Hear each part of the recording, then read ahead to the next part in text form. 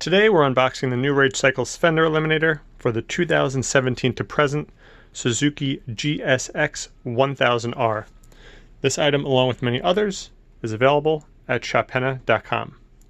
A link to the item and the part number will be below in the description. Sometimes you'll find the barcode and the part number on the front of the box here, but not always. Let's open it up and take a look inside.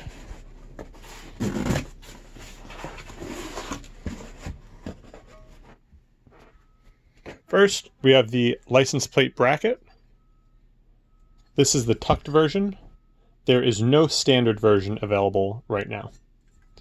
Underneath, you'll find the LED license plate light, the wire, and the connector. Here you have a bracket, a bracket slash shield. Then last but not least, you have the LED turn signals encased in polycarbonate, the wiring, and here you have the connectors. Now all the metal in this kit is aluminum with a black textured powder coat finish.